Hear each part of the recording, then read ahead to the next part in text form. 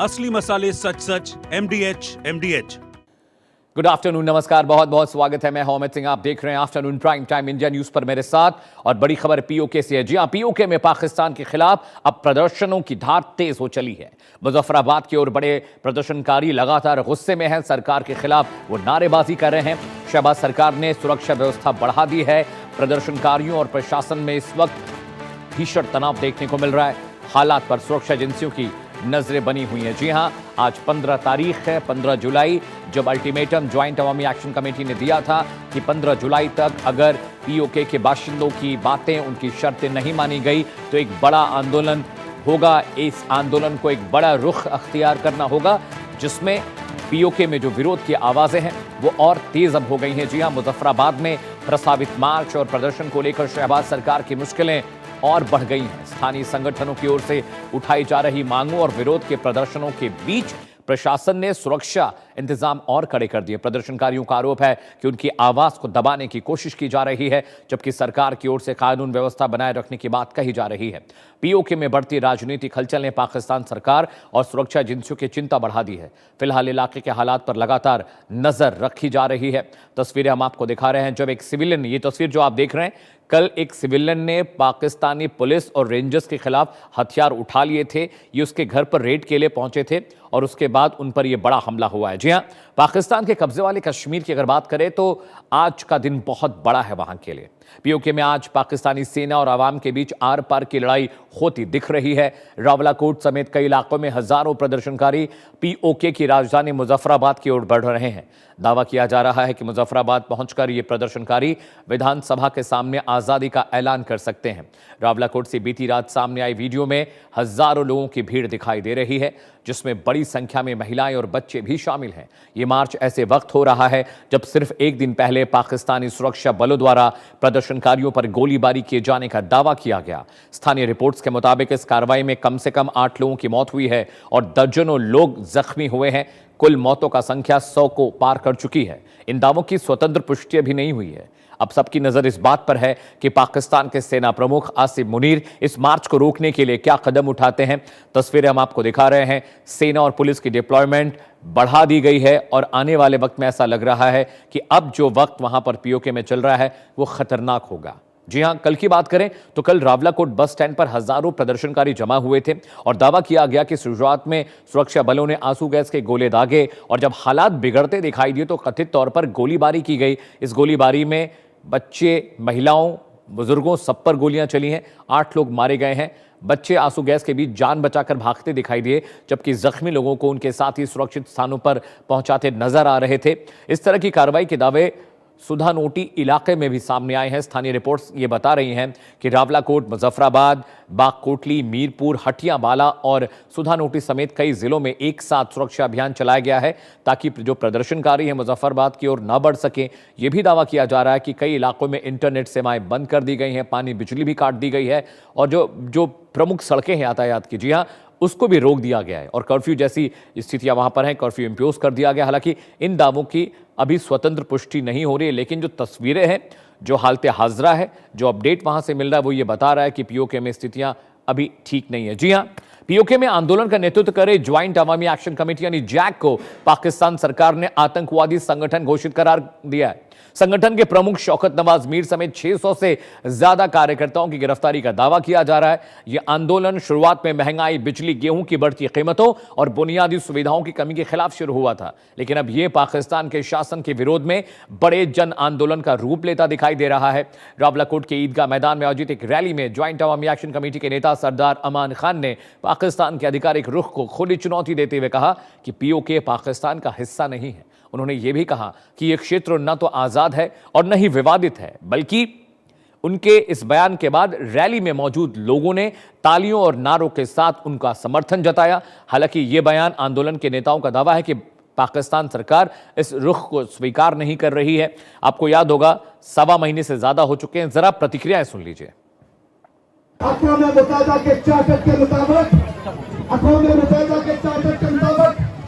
ये इस पर क़यादतें मौजूद हैं और उन क़यादतों की मौजूदगी में ये एक डिस्प्यूटेड टेरिटरी है, ये एक मुतनाज़ा इलाका है, लेकिन ये मुतनाज़ा नहीं है। ये मकबूजा इलाका है, ये मकबूजा इलाका, इस पर कब्जा है, इस पर जबरी कब्जा है। ये एक मुतनाज़ा इलाका है, जिस मुतनाज़ा इलाके में अवाम के पास ये राइट है जम्मू कश्मीर के मसले के मुतल्लिक जो बात करने का इख्तियार है, वो किसी के पास नहीं है। वो इन खवातीन के पास है, वो इन मर्दों के पास है, इनकी औलादों के पास है, वो रियासत के शहरों के पास है। और इस पर हम अपना हक महफूज रखते हैं। तो इस तहरीक में शहीद भी हो जाए तो हमें यकीन है हमारी औलादें इस अलम को बुलंद रखेंगी, इस झंडे को बुलंद रखेंगी। हमारी माएँ बहनें बेटियां इस अलम को बुलंद रखेंगी। और फतह से पहले हम सारे मारे जाएं। फतह से पहले ये जंग खत्म नहीं होगी। ये जंग खत्म अब ये हुकूक की जंग खत्म, हुकूक की जंग खत्म नहीं होगी। और बच्चों से मैं कहना चाहता हूँ, एक वो दर्स है जो स्कूल में है, सब झूठ है। मुताला पाकिस्तान में सिर्फ एक सच है, वो दानिश अफसर कहता है मुताला पाकिस्तान में सिर्फ एक सच है कि बारिश के मौसम में ज्यादा पहाड़ी इलाकों में, गर्मी के मौसम में मैदानी इलाकों में ज्यादा गर्मी पड़ती है और पहाड़ी इलाकों में सर्दी में ज्यादा सर्दी पड़ती है। इसके अलावा कोई सच नहीं है। असल सच आप पढ़ रहे हैं। तो आप सरदार अमान को सुन रहे थे, उन्होंने साफ कह दिया कि आंदोलन अब और बड़ा होगा। एक तस्वीर दर्शकों में आपको दिखा रहा हूं, वो तस्वीर देखिए और समझिए। पीओके में हालात जितने बयां किए जा रहे हैं उससे ज्यादा खतरनाक हो चले। ये देखिए, ये लॉन्ग मार्च है, पब्लिक सड़कों पर उतर आई है और पीओके को पाकिस्तान से आजादी दिलाने के लिए वहां की जो जनता है, वहां के जो हुक्मरान है, वो अब रोड पर उतर आए। ये देखिए, ये वो जनता है, ये वो आवाज है पाकिस्तान ऑक्युपाइड कश्मीर की, जो पाकिस्तान में अब रहना नहीं चाहते, वो भारत का हिस्सा बनना चाहते हैं। हजारों लोग, करीब 1.25 लाख लोग सड़कों पर उतरे थे दर्शकों। और ये देखिए, इसमें आपको बच्चे भी दिखाई दे रहे होंगे, इसमें महिलाएं भी दिख रही हैं, बुजुर्ग भी दिख रहे हैं। और ये देखिए, ये मार्च जो निकला है, ये पाकिस्तान सरकार वहां की सेना के खिलाफ है, वहां के रेजिम के खिलाफ है। और ये तस्वीरें देखिए।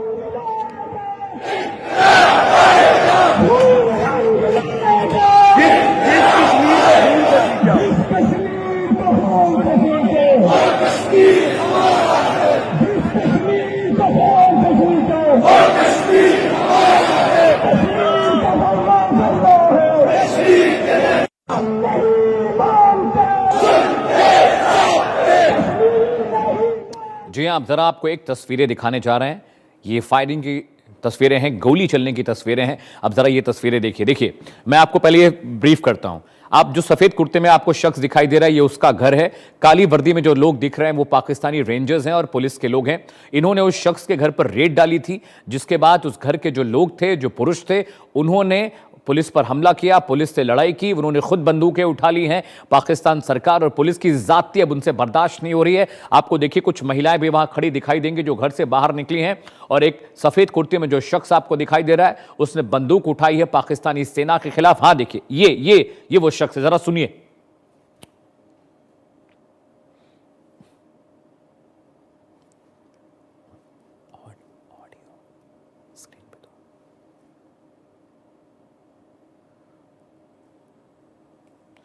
और पाकिस्तान से मेरे साथ सज्जाद तरीन साहब जुड़ रहे हैं, पाकिस्तानी जर्नलिस्ट हैं। बहुत बहुत स्वागत है आपका। और ग्रुप कैप्टन यूके देवनाथ साहब आपको तस्वीरों में दिखाई दे रहे हैं। बहुत बहुत स्वागत है आप दोनों का। सबसे पहले सज्जाद साहब, मैं आपके पास आ रहा हूं।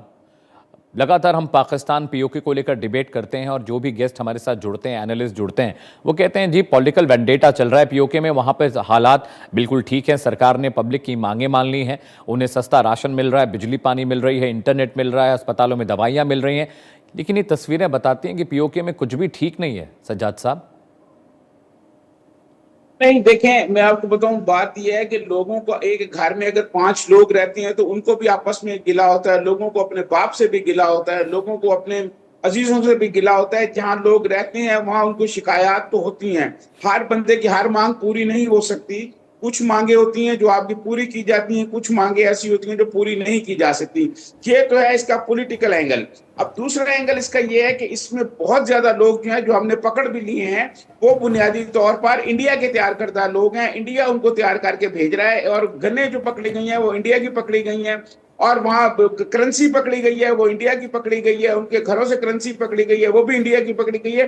तो बुनियादी तौर पर ये इंडियन स्पॉन्सर जो है, ये प्रोटेस्ट है, इंडिया हर जगह पे स्पॉन्सर कर रहा है और हर जगह पर इंडिया जो है ये इस तरह के इकदाम कर रहा है, क्योंकि इंडिया खुद मकबूजा कश्मीर में जो है ये सारी वारदातें कर चुका है, तो वो ये चाहता है कि इस कश्मीर का माहौल भी उसी तरह बनाया जाए। लेकिन मैं समझता हूँ उनको इसमें नाकामी होगी, ऐसा कुछ नहीं होगा।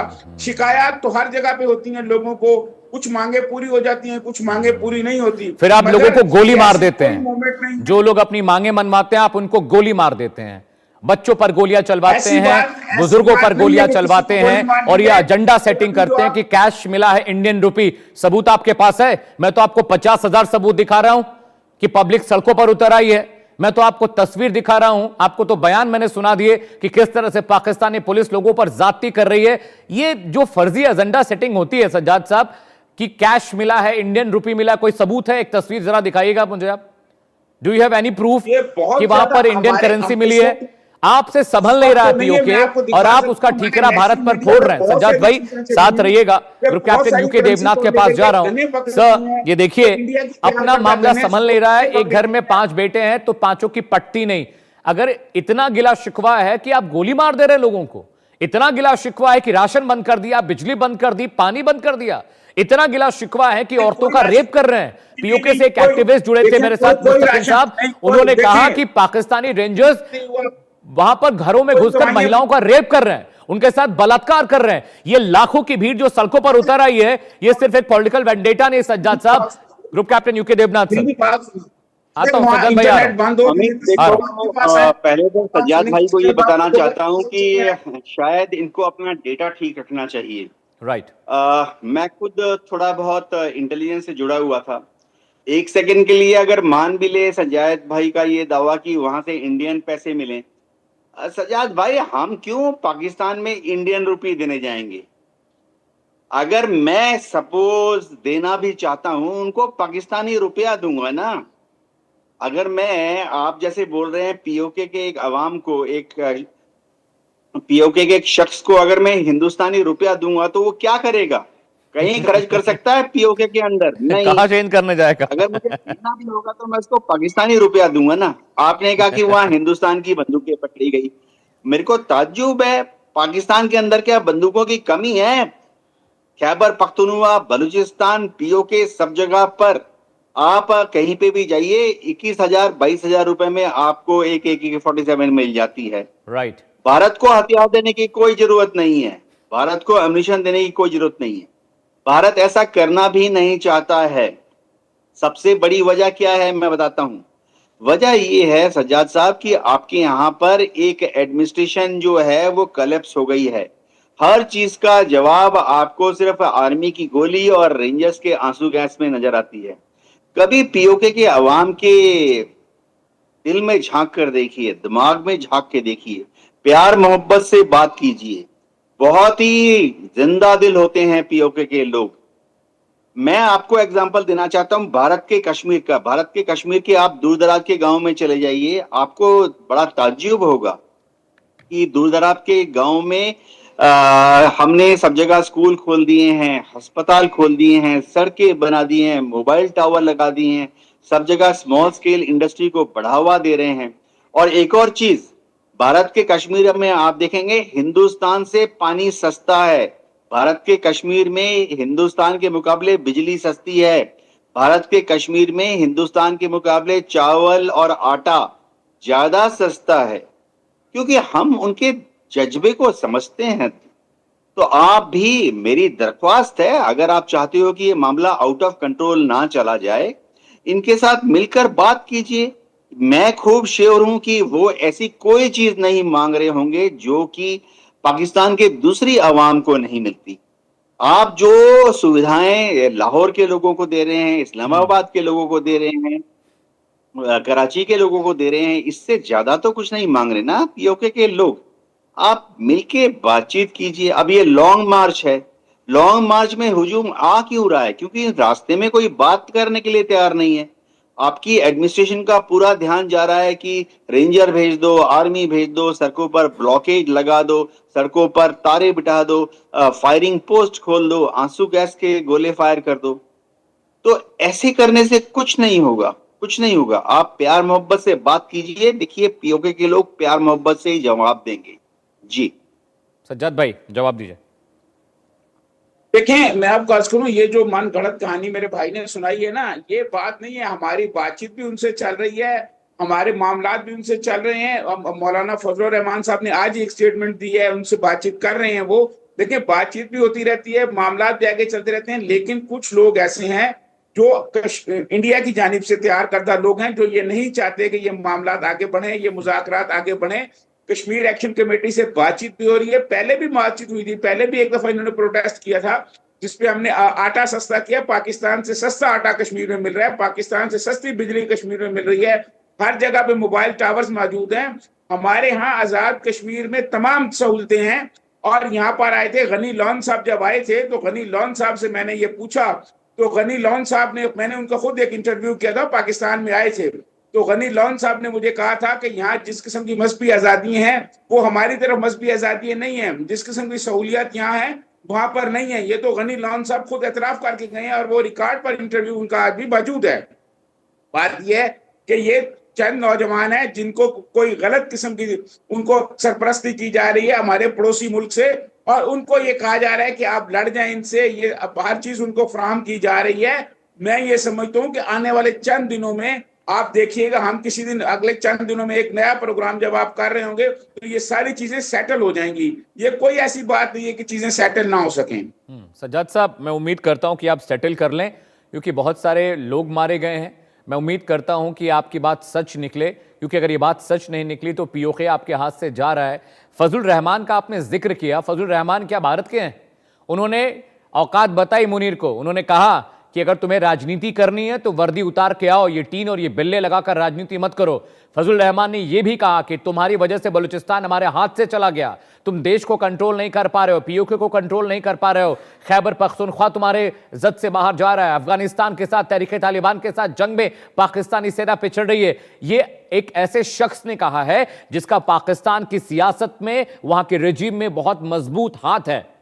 वो भारत की तरफ से नहीं गए थे बात करने के लिए। उन्होंने बताया कि आपका जो सेना प्रमुख है नकारा है, नाकाबिल है। ये फजलुर रहमान साहब ने अपनी तकरीर में कहा है और पूरी दुनिया ने इसको सुना है। सज्जाद साहब, देखें, आपके पार्लियामान में राहुल गांधी ने जो बातें की, क्या वो जो बातें की उन्होंने मोदी की नाकामी पर, जब हमसे वो जंग हारे और हमने जहाज गिराए, वो तो इससे सख्त बातें की। उसने तो कहा कि सारा पूरा इंडिया का मुंह काला कर दिया इसने, पूरा इंडिया दुनिया में जो है वो खत्म हो गया है। ये सारी उसने जो बातें की, वो तो ऐसे लग रहा था जैसे वो पाकिस्तानी लीडर बातें कर रहा है, जो कहते थे ये पाकिस्तान इस तरह की बातें करता है। राहुल गांधी की वो तो तकरीरें आप चलाए ना अपने चैनल पर, जो उसने कहा हम चलाते भी हैं और अब दिखाते भी हैं। झूठ मार कर दी इन्होंने। और दुनिया में जो है पाकिस्तान सुलह कराने जा रहा है, अमेरिका की और ईरान की, और इंडिया तनहा वो सुलह हमने देखी सज्जाद भाई, वो सुलह हमने सारी। देखी कि वहां पर इस्लामाबाद में बैठ के चल रही हैं, ईरान में अमेरिकी हमले हो रहे हैं, वो सुलह हमने देखी। और अब क्या हालत हाजरा हुआ ईरान अमेरिका के बीच का, वो तो दुनिया देख ही रही है। कैप्टन साहब, मैं आपके पास आ रहा हूं। ये फजलुर रहमान जो कह रहे हैं वो गलत है। इनके हाफिज सईद जो इनके यहाँ एक साहब बैठे हुए हैं, उसको अमेरिका बैन करता है, यूएनएससी बैन करता है, उसे मोस्ट वांटेड आतंकवादी बताता है, वो इसको भी नहीं मानते। भारत में इतने आतंकवादी घटनाएं उसने कराई, हमने सबूत भी पेश किए, ये उसको भी, उससे भी इनका राब्ता नहीं है। बड़ा मसला ये है कि इंसान जब कमजोर हो जाता है, उसका धैर्य खत्म हो जाता है, तो उसके बाद उसको आप बातें बताते रहिए, वो उसको इग्नोर करता है। कैप्टन साहब, पीओके की जो सिचुएशन है, सज्जाद भाई नहीं बताएंगे ये बात, क्योंकि भाई उनको सेना और अपने रजीम से इस बात का खौफ जरूर होगा कि वो कुछ कह दें और फिर उनके खिलाफ कार्रवाई ना हो, क्योंकि बहुत सारे पत्रकार पाकिस्तान से गायब भी होते हैं, आपको याद होगा, जिन्होंने सेना और सरकार के खिलाफ बातें टीवी पे कह दी थी। पीओके के जो हालात हैं भी कैप्टन साहब, आप क्या रीड कर रहे हैं, कैसे मेजर कर रहे हैं? क्योंकि अभी जो स्थितियां जो हमें ग्राउंड रिपोर्ट मिल रही है, सच में कंट्रोल से बाहर है स्थितियां पाकिस्तान सरकार के भी। अमित, देखो, अभी भी मामला कुछ हद तक पाकिस्तान की सरकार के कंट्रोल में है। कंट्रोल में इसलिए है क्योंकि बहुत ज्यादा तादाद में फोर्स का इस्तेमाल किया जा रहा है। राइट। क्या पीओके के लोग पाकिस्तान के लोगों के साथ रहना चाहते हैं?